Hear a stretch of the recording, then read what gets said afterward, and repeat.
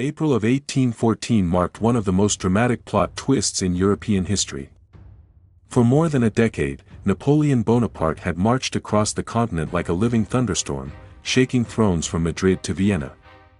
His campaigns redrew borders, toppled monarchs, and created an empire whose shadow stretched farther than any French ruler before him. Yet even the brightest blaze eventually burns out. When the major powers of Europe united against him, the man who once bent nations to his will found himself forced to bow. He abdicated, was escorted off the grand stage he had dominated, and was shipped to the tiny island of Elba in the Mediterranean. Meanwhile, the Bourbon dynasty, overthrown in the French Revolution, was restored, with Louis XVIII returning to the throne like a relic of a bygone era, cautious in demeanor and, as many joked, heavy both in body and in spirit, but Napoleon's flame never fully dimmed. It smoldered beneath the surface, waiting for a breath of wind. Rumors drifted across France and eventually reached Elba. Many citizens felt nostalgic for the energy and decisiveness of the emperor. The Bourbons seemed out of touch, like aristocrats resurrected from an age people no longer respected. Those who had fled during the Revolution, the returning émigrés, were living reminders of everything the French had rejected decades earlier. At the Congress of Vienna, where Europe's leaders argued endlessly about how to rebuild the continent, disagreements deepened instead of fading. Ironically, their lack of unity rekindled hope in Napoleon's heart. After only 10 months in exile, he decided to stake his fate on one final gamble. Under a cloak of secrecy, he slipped away from Elba and landed on French soil. What happened next was the kind of twist you'd expect in a movie script. Instead of arresting him, the troops sent to stop him greeted him with cheers. Soldiers crossed the lines, shouting, "Vive l'Empereur!" In a matter of days, France rose in a tidal wave of support. Europe was stunned. Napoleon was back. At Vienna, the victorious powers instantly shelved their arguments. They declared Napoleon an enemy of peace and prepared once again for war. Napoleon knew he was outnumbered. If the Allied armies were allowed to merge, France would be crushed. His only hope was speed: strike hard, strike fast, and break his opponents before they could unite. His chosen targets were the two armies closest to him, the Prussians, commanded by the aging but fiery Field Marshal Gebhard Leberecht von Blücher, and the Anglo-Allied forces under the Duke of Wellington. Both were stationed in Belgium. Napoleon's Armée du Nord was strong enough to defeat either foe separately, but if they combined, victory would become nearly impossible.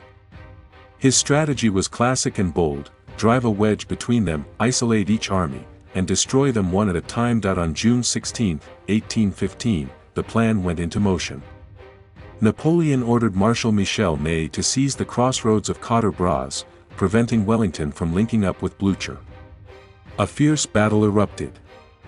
Though the French launched attack after attack, the Anglo-Dutch forces stubbornly held the terrain. At the same time, Napoleon personally led the main assault against Blücher at Ligny.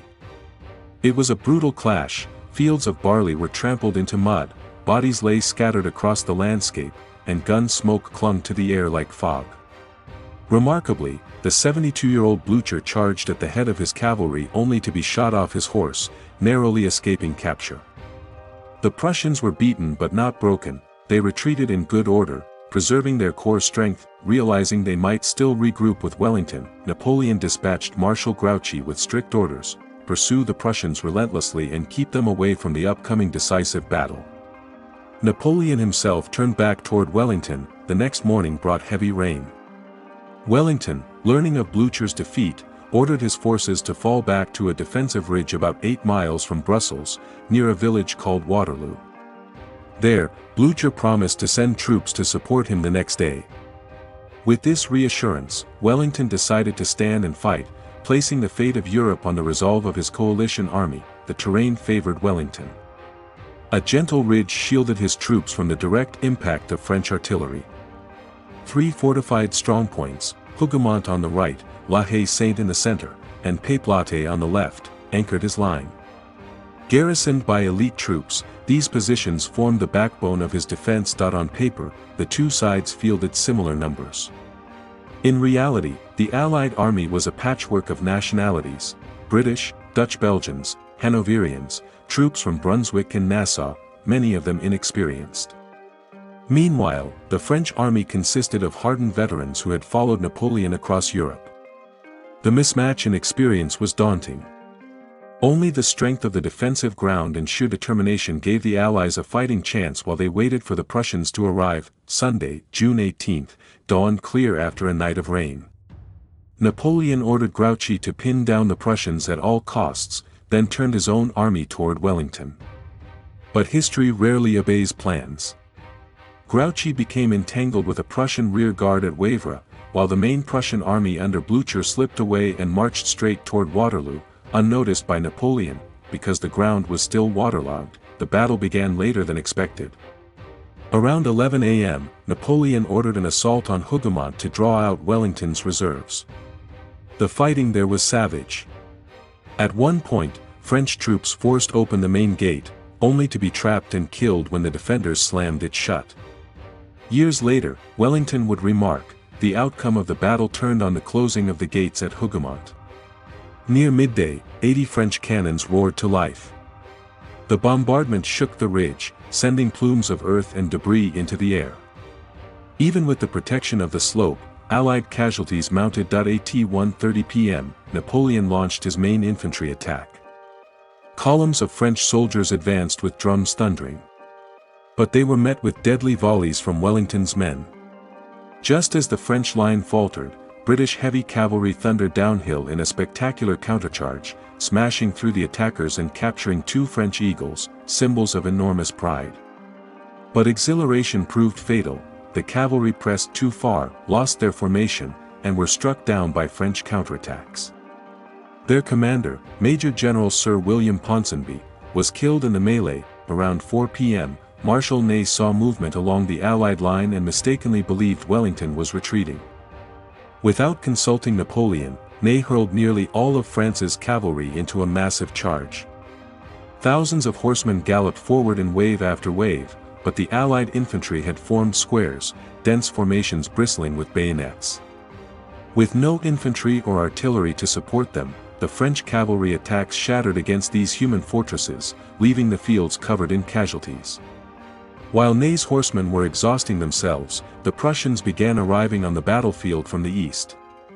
They seized the village of Plancenoit, threatening Napoleon's flank. Napoleon was forced to commit his Imperial Guard reserves to retake the village, draining his last source of fresh troops. By 6 p.m., the farmhouse of La Haye-Sainte fell into French hands, giving Napoleon a foothold in the Allied center. French guns were pushed forward and began firing directly into Wellington's crowded positions. The Allied line buckled. Wellington knew that one more powerful French assault might break his army completely, but the tide was turning against Napoleon. More Prussian troops poured onto the field, stretching the French lines thin. With no other options left, Napoleon deployed his final trump card, the Middle Guard, the elite veterans whose reputation alone had won battles. At about 7:30 p.m., 3,000 guardsmen marched forward, stepping over the fallen. Calm and disciplined, they advanced like a living wall.